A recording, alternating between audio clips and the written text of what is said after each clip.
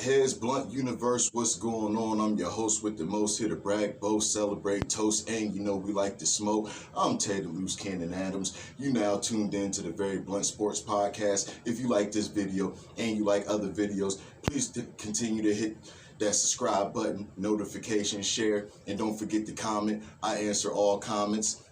Whatever you want to talk about, the subject at hand, we're here to let you know that you're officially now at the Blaze Up Studios. The blunt is now in session. Let's come catch all of this smoke. So take a choke and don't choke, because that ain't what we do.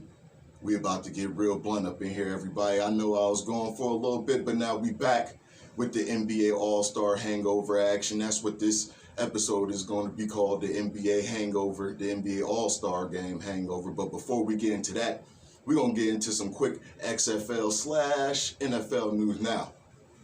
For the people that don't know what the XFL is, the XFL is another football league it was owned and funded by Vince McMahon. Yeah, that Vince McMahon, WWE's Vince McMahon. Now, a quick history lesson. The XFL came out, and I want to say about 2001. Didn't last that long as a league, only lasted about a year due to money, censorship, and other problems that they was having. And basically at the time, they just couldn't compete with the NFL. So now they merging. Well, I ain't gonna necessarily say merge, but they working together. Now, the XFL is gonna act as a league for the NFL to experiment with the new rules, and officials will use the XFL to develop their skills, and various playing surfaces and equipment will get tested. So that means from new turf to new helmets to shoulder pads, any type of equipment that has anything to do with the football and with the NFL. Basically, the XFL, all in all, will be the G League.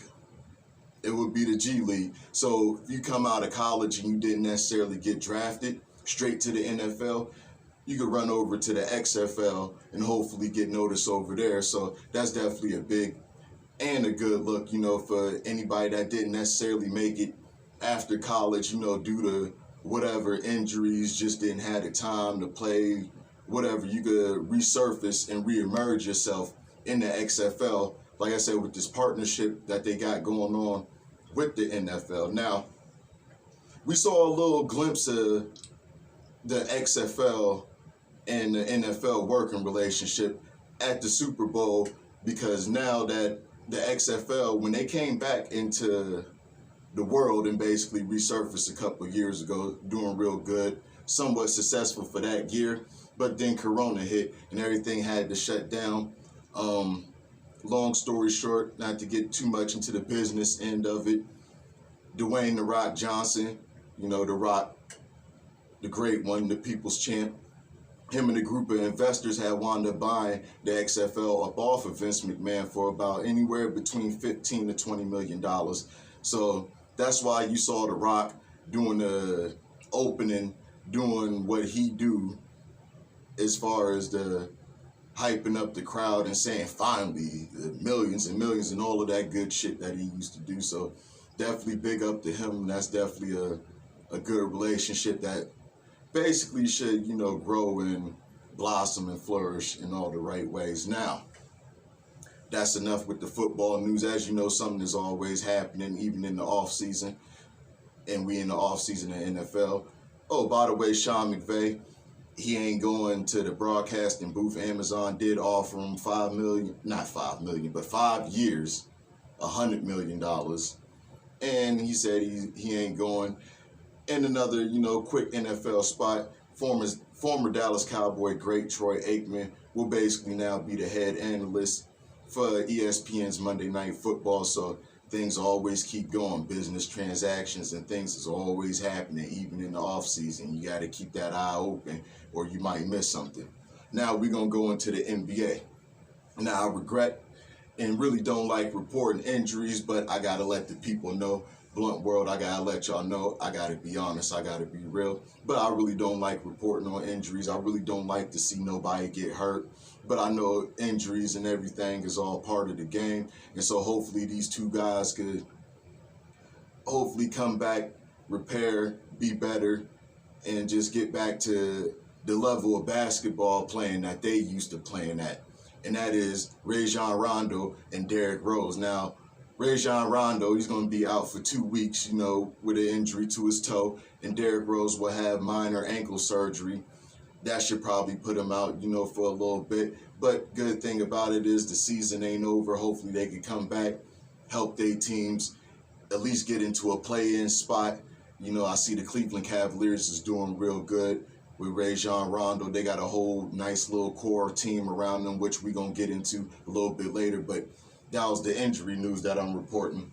Now, we was just talking about Derrick Rose. Now we're going to talk about D-Rose-ish or D-Rose.2. We only call him D-Rose-ish or D-Rose.2 by name, and that's DeMar DeRozan, who's over there at the Bulls right now, he's doing his thing, hands down. He should be in that MVP candidate. He should be in that race when it all comes down to the NBA awards, which will be later on. He should be the top 3 candidate as far as the MVP race. And if you don't get the MVP race, he definitely should get most improved player.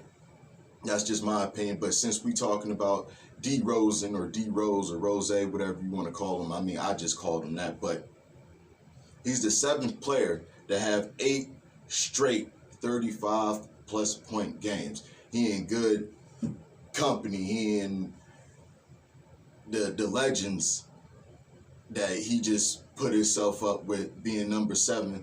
To do that is Michael Jordan, Kobe Bryant, James Harden, Wilt Chamberlain, LeBron James, and Elgin Baylor. So congratulations to DeMar DeRozan for being the 7th guy in NBA history to go 8 straight games with 35-plus points. Definitely a good look for him. Now, we know that if you watched the All-Star game, it was in Cleveland. Shout-outs to my peoples in Cleveland, Erie 814 represent. We ain't that far from y'all. But it was in Cleveland, and now we in the 75th year of the NBA. 75 years of the NBA. And now every milestone from 25 to 50 to now 75 and then 25 years down the line from right now would be the 100th anniversary. Now with the 75th anniversary, they did a whole, how can I put it? A whole ceremony. Best word that I could look for. A whole ceremony basically honoring some of the greats of this great sport of basketball. So it was a good ceremony. I like how they did it by position and how they introduced everybody. So with that being said, they had to rank them. ESPN and the NBA had to rank who they felt was the top 10 of all time out of that 75, and couldn't necessarily go wrong. It's all about personal preference. It's all about what you like, who you like, what you look for in the ball player. Was he a good individual star? Was he a good team star? Whatever the case may be. Did he win rings? Did he not win rings? A whole lot of stuff got factored and considered into this. So we're going to just start the list. Number 1, Michael the GOAT Jordan. GOAT Jordan. Ranked number 1, and if you was watching the All-Star ceremony, he was the last one to come out, basically being that centerpiece. Like, he was in the center, and it was like everybody else just basically revolved around him. Number 2, LeBron James. Number 3, Kareem Abdul-Jabbar. Number 4, Magic Johnson. Number 5, Wilt Chamberlain. Number 6, Bill Russell. Number 7, Larry Bird. Number 8, Tim Duncan. 9, Oscar Robertson. And rounding out the top 10, last but not least, Kobe Bryant. Now, it's been a lot of arguing, a lot of debating, a lot of things going on, saying that Kobe should be ranked higher than number 10. And I believe it. And I agree that he should be ranked higher than number 10. He do belong in the top 10, but being basically last at 10, I don't know if I'm cool with. But if I had to change this around a little bit, I would put Kobe at least number 6 And yeah, I'm putting Kobe over Bill Russell. Yeah, he got 11 rings. I understand that. But the era and the difference in the competition, that's why I'm putting Kobe over him. I don't know if I would put him over Larry Bird. I think I might. Him and Tim Duncan are basically neck to neck to me because they both got 5 championships and they both played in the same era and retired around the same time. So their careers was basically parallel to each other, one being drafted in 96 and the other one being drafted in 97. So what do y'all think? Where y'all think Kobe should be ranked at? Y'all think he should stay at number 10? Y'all think the list should move around? If you want the full coverage of this list, please visit the Very Blunt Sports Podcast YouTube fan page. On top of, please go visit the Nubian Blaze fan page and the Nubian Blaze YouTube page. But where do y'all think Kobe should be at? Let me know. Now, I talked to a couple people and I threw my opinion in. Of course I did. Now, these is 10 players that we felt got left out, got snubbed, got shunned, got kicked to the curb, whatever you want to call it. They wasn't there. They wasn't invited to the party. Dwight Howard, Ben Wallace, Tracy McGrady, Vince Carter, Tony Parker, Chauncey Billups, Grant Hill, Anthony Penny Hardaway, the original killer crossover Tim Hardaway, and last but not least, Klay Thompson. What do y'all think about that list? Do y'all think they should have been left out? Do you think I got a point? Do you think that at least 5 out of the 10, 4, maybe 6 should be on the list? Who should be left out? Who shouldn't be left out? Who should stay left out? Leave your comments underneath. I'll answer. You know I don't dodge no wreck or no smoke. That's just who Tay Adams is.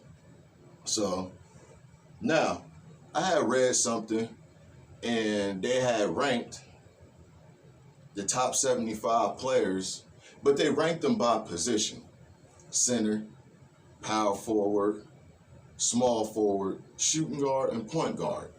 They ranked who was the top 5 out of these positions. And I'm going to go over them real quick with you. Now, at the center position, Kareem Abdul-Jabbar, Shaq, Wilt Chamberlain, Bill Russell, and Hakeem Olajuwon. I can't even say that I disagree with that top 5 of centers. All was dominant in their own right, in their own era. Every person on here got 1 or more championship rings. And from the looks of it, and they all was final MVP. So I can't be mad at the center position because they picked a good top 5. Now the power forwards, we got Tim Duncan, Karl Malone, Dirk Nowitzki, Kevin Garnett, and Charles Barkley. Another good list. Definitely can't argue with that. There's MVPs on that list. And I think, Charles Barkley is the only one on this list. No, excuse me.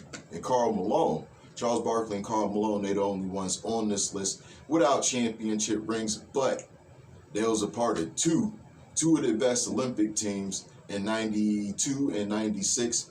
92 was the dream team, probably one of the best teams that they say was ever built, assembled, whatever the word that you want to use, come together, forms Voltron, whatever you want to say. It was that, they was them. Small forward position, LeBron James, Larry Bird, Kevin Durant, Dr. J. Julius Erving, Kawhi Leonard. Now, I'm going to pump the brakes a little bit. I'm going to smoke on this one a little bit more than what I normally smoke on shit. Kawhi is good. I like Kawhi. Locked down, basically like a cyborg, show no emotion, doesn't smile, strictly business, is all about the game. But I'm taking him off of this list. I don't think don't get me wrong, he do deserve to be on the top 75, but I wouldn't put him as far as the top 5 small forwards.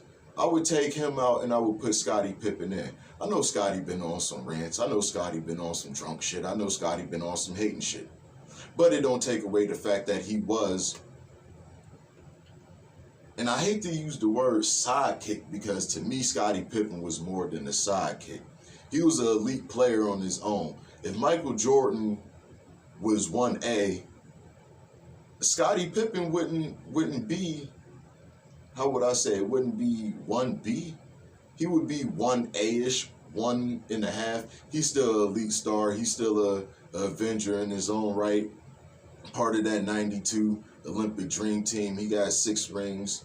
And he was a lockdown defender. You could damn near put him on anybody, and Scottie would give that person a hard time. So we need to give Scottie his flowers more. I don't know why he feel that he don't get his flowers or the credit that he deserve. I don't know why he went on these rants and these rampages.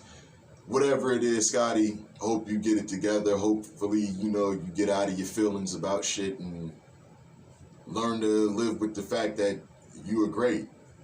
I don't know anybody that is mad at being a legend. I don't know anybody that's mad at having 6 rings. I don't know anybody that's mad at being ranked a top 75 player. I don't know anybody that's mad at being a part of one of the best dynasties, not just in basketball, but in sports history. I don't know anybody that gets mad at shit like that. I don't know, Scottie. Get it together. Now, rounding out the the shooting guard position, Michael Jordan, Kobe Bryant, Dwayne Wade, AI, The Answer, Allen Iverson, cultural. I got an episode coming soon down the line. It's going to be part of my homage series. And one of the first people that I'm going to be paying homage to is Allen The Answer Iverson. And I just want to say this about him real quick. I knew most of America didn't like him. Was it the tattoos? Was it the cornrows? Was he... whatever the case may be. But y'all don't understand the cultural impact that he had brought to the game. Wasn't nobody wearing headbands before that man. I mean, I'll take that back. They was wearing headbands, but not like how he was wearing it. His whole style, his whole play, his whole swag to the game is still being mirrored and looked at to this day. So most of mainstream America, aka white America, I ain't trying to offend none of the white fans that's watching, but mostly mainstream white America, they hate when you got your finger on the pulse of the world, when you got your finger on the culture of the world, and when you got people outside of your culture doing things that mimics your culture, if that makes sense. Basically saying it wasn't just black kids that was wearing the headbands and the sleeves and stuff like that. It was white kids, it was Puerto Rican kids, it was everybody. At one point in time, yeah, we wanted to be great like Michael Jordan, but we was dressing and looking like AI. So with that being said, I vow that, yeah, he could keep the name The Answer, but we need to call him the icon too. We need to call him the culture, the cultural impact, whatever you want to do it. Tell me how y'all feel about that.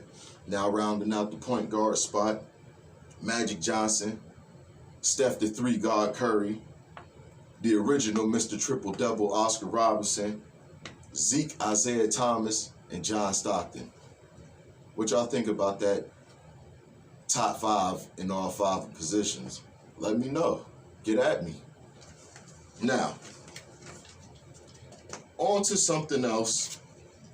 They also had another ranking. They're going to keep doing these rankings until the end of the NBA season because, like I said, we in the 75th year. So it's a lot of things to talk about, a lot of things to break down, a whole lot of different stuff to see and be a part of. I'm happy that I'm able to do this show in this big milestone of the NBA and this big milestone also for me too, because now I've been doing the Very Blunt Sports Podcast for about 6 months now. And I want to say thank y'all for all y'all support. Thank y'all for all y'all subscriptions. Y'all been subscribing. Thank you for just helping me and be a part of me grow and learn more and more as I travel through this entertainment world. Just wanted to get that out there real quick. Blunt Heads, Blunt World.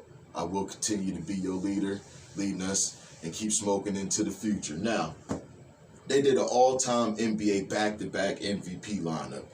Basically saying this is the best of the best of guys that won the the most valuable player. Now, and I did it in position, and they also did it in position too, but I'm going to do it too. At the center spot, Kareem Abdul-Jabbar. The power forward, Tim Duncan. Small forward, LeBron James. Shooting guard, Michael Jordan. And last but not least, rounding out the squad is the point guard, Steph the 3-guard Curry. Like it, love it. Let me know what you think. Now, there was a reason why Bill Russell, Wilt Chamberlain, and Larry Bird didn't make this list, and for good reasons too, because they're the only 3 guys that has ever won the MVP award on the three-peat level. That's 1, 2, 3, back to back to back. That's 3 of them things. Only players to do that, so they in the class in the league of their own when it comes to the MVP award, so definitely shout outs to them. Honorable mentions goes to Moses Malone, who was the first NBA player to jump from high school straight to the pros. Shout outs to him. Giannis Antetokounmpo, Steve Nash, and last but not least, Magic Johnson. Those are the honorable mentions. Those guys also won the MVP award back-to-back times too. Now, told you this was the NBA All-Star hangover, and that's what we about to give to you now. I love the three-point competition. It was a lot more people than I thought that it was going to be, but Karl Anthony Towns came out with the W. Shout outs to him and the Minnesota Timberwolves. Definitely doing their thing. Now, we're going to go on. Matter of fact, I ain't going to talk about the slam dunk contest yet. I'm going to go to the winner of the skills competition, which was Team Cleveland. The Cavaliers stars, Darius Garland, Jared Allen, and Evan Mobley. Now I got to get into this slam dunk contest. I agree with Stephen A. Smith. It was garbage. It was trash. It was ass. All of the negative adjectives that you could think of about this not the All-Star game, excuse me, but about this dunk contest. I don't know, but the dunk contest has lost its way, and it's lost its way a long time ago. Is it because the right people ain't jumping into it? Is it because have we seen every dunk that there is to see? Is anybody creative anymore? Is anybody putting any thought process into it anymore? I don't know. You tell me. But in my opinion, the shit was trash. It was garbage. Like, first off, it was way too many attempts. After the second attempt and missing, I ain't turned on to it no more. I'm actually turned off to it. I think I walked away and started playing Drunk Uno with my lady. Like, I was just that bored. Like, the last great dunk contest to me was Zach LaVine and Aaron Gordon in 2016 in Toronto. Like, we need to do something different about this dunk contest. Somebody need to let us know what's going on, what we got to do to fix this. Do we got to get street ball dunkers? Do we got to maybe a healthy Zion? Maybe Ja Morant? Can Zach LaVine and Aaron Gordon come back? What do we got to do to make the dunk contest great again? Like, what do we got to do? What do we got to do to take it back to the exciting days of the Vince Carter when he jumped in, to the Jordan and the Dominique Wilkins, to the Dr. J? I know I'm going offhand a little bit, and I'm going way, way, way back in the day, but I'm just using that as an example of when the dunk contest was actually good. Like, nobody really watched the skills competition back in the day. Nobody really cared too much about the three-point competition because it just... Shooting always been a part of the game, don't get me wrong, but shooting is more part of the game now, to even where big men are getting involved in it and going beyond your 12 to 15 to 18 feet parameters. Like, what's going on with the slam dunk contest? What do we got to do? NBA, help us help you. Figure out what's going on and why it ain't as lit as it used to be. Why ain't it as dope as it used to be? Somebody need to let me know these things. Comment underneath. Tell me what you think. That's what I've been smoking on. That's what all the smoke in the air is about. We got to clear this shit. We got to get this shit out the way. We need to solve this problem. We need to stop being part of the problem and be part of the solution. So NBA, I don't know what y'all gonna do. I don't know if it's lack of creativity, lack of participation, lack of promoting. I don't know what it is, but we need to make this slam dunk contest right again. And that's just that. That's what I've been smoking on. That's what I've been thinking. I'm on TV talking like it's just you and me because I speak from the heart. I speak real and I'm genuine about it. So NBA, please fix the shit. Something. Now, with that being said, we're going to go to the All-Star game. Obviously, everybody knows Team LeBron won. LeBron James and his team is 5-0 ever since this new NBA All-Star player format. And they, gave a new MVP trophy, new design of it, which is now named after Kobe Bryant, rightfully so.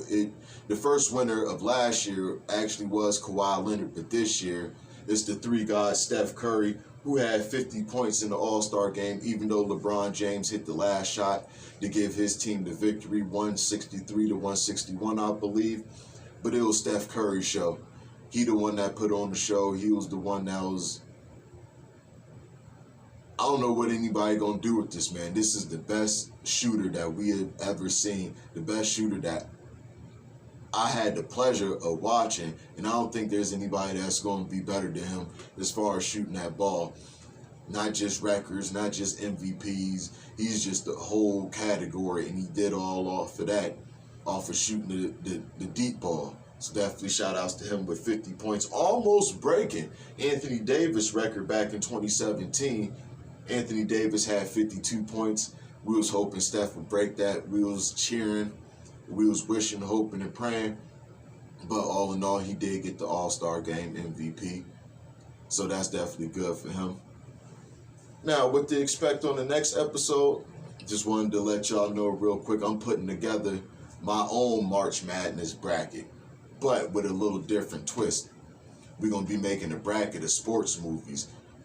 We ain't putting them in separate categories. We ain't putting football over here, basketball over here, baseball over here, anything else over here. Nah, we're going to mix all of it up and put it in the bracket. And I'm going to let y'all decide what's the best sports movie of all time.